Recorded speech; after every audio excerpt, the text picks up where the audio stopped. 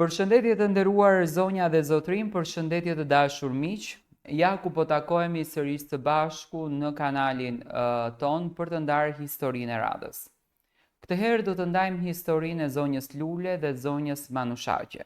Dy motra të cilat të çuditërisht u martuan me të njëjtin burr dhe vazhdojnë të jetojnë në të njëjtën shtëpi. Ato kanë vendosur që të ndajnë historinë e tyre me mua dhe me publikun për të treguar ngjarjen e jetës së tyre.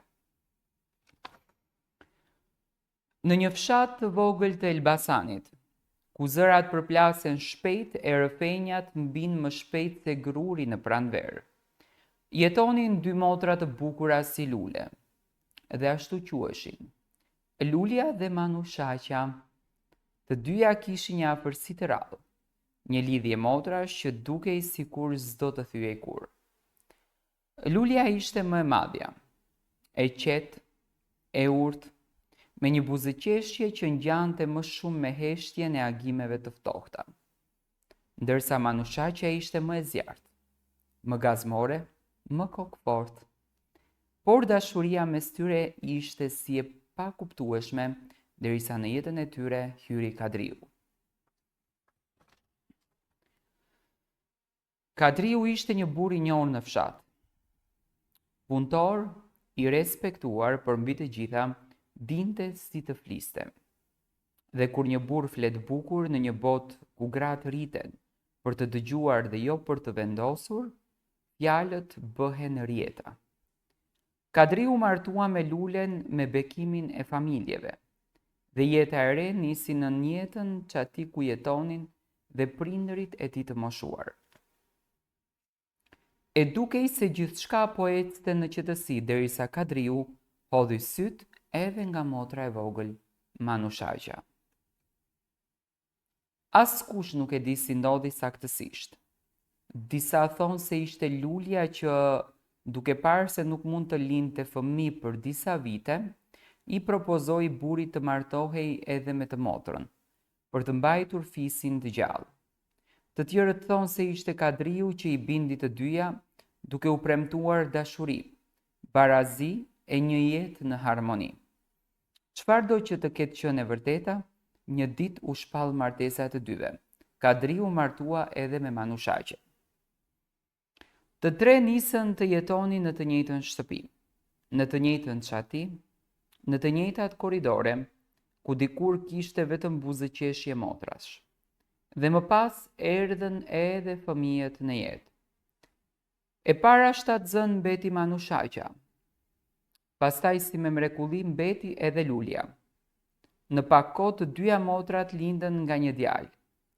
Dhe kështu që shtëpia u mbush me zëra të vegjël, por edhe me tensione të mëdha.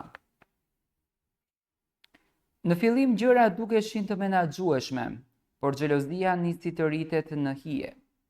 Si myk në mur, fëmijët u rritën bashk, por nënat e tyre nisën të maten me shikime, me heshtje, me fjalë të pathëna.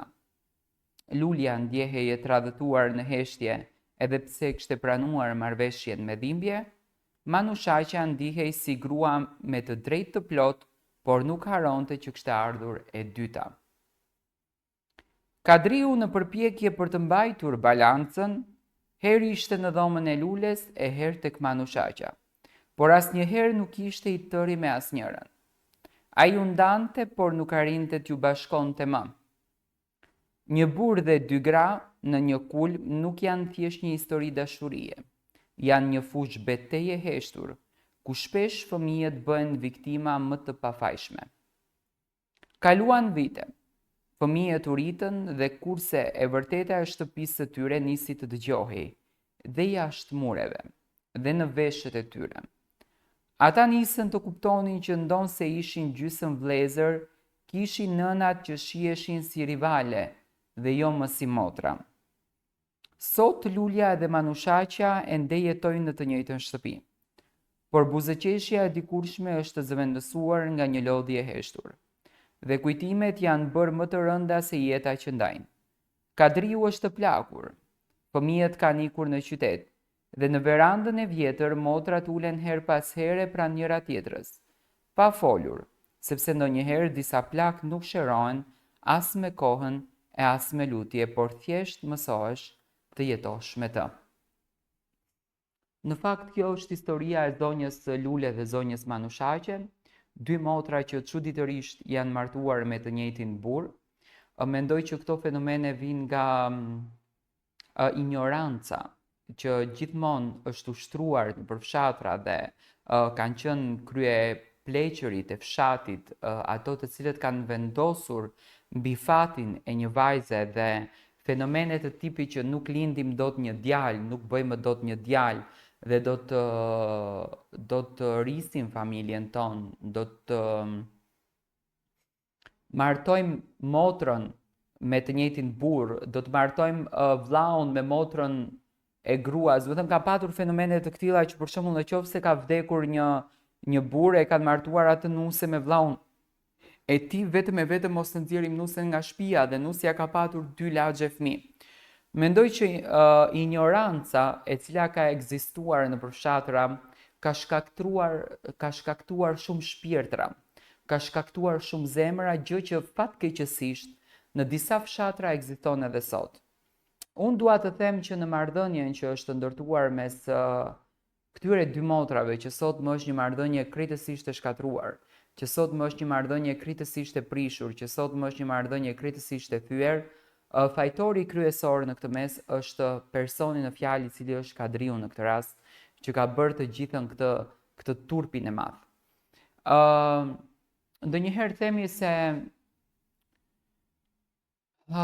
kjo koha që ka ardhur tani është një kohë e gabueshme, por ndonjëherë le të themi që është një kohë shumë e mirë, se më parë janë bërë disa gabime, janë bërë disa ngjarje trashanike që kanë qenë të dhimbshme, që kanë qenë të tmerrshme, që kanë qenë të paimagjinueshme.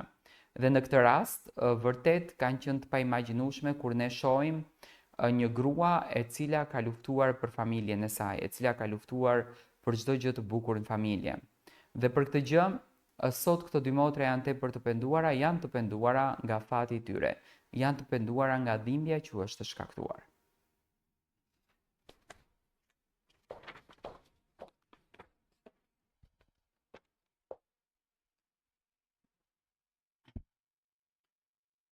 Por e bukura e këtij mësimit është që unë do të kisha preferuar që fëmijët e tyre t'i marrin nëpër apartamentet ku kanë ikur dhe të jetojnë me nënat e tyre, sepse ato e dinë më gabimin çfarë e kanë bërë, prindërit e tyre e dinë se çfarë gabimi kanë bërë tek vajzat e tyre, dhe fenomene të këtilla sot në këtë ditë dëgjojmë rrallë e përmall, por janë aktive nëpër fshatra.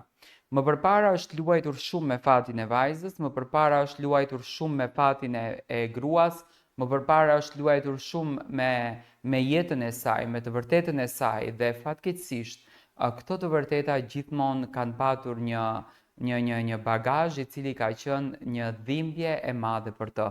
Dhe sot ne jemi këtu pranë jush për të treguar dhe për të rrëfyer ngjarje të këtilla që kanë lënë plak edhe tek këto gra. Nga biseda që unë pata me zonjat, zonja Manushaqe më tha që sot në këtë ditë ku ne jetojmë, na vjen edhe turp të dalim para bashkëshortit që ne kemi përzgjedhur të kemi, sepse e kuptojmë gabimin se çfarë kanë bërë të parët tanë me fatin tonë.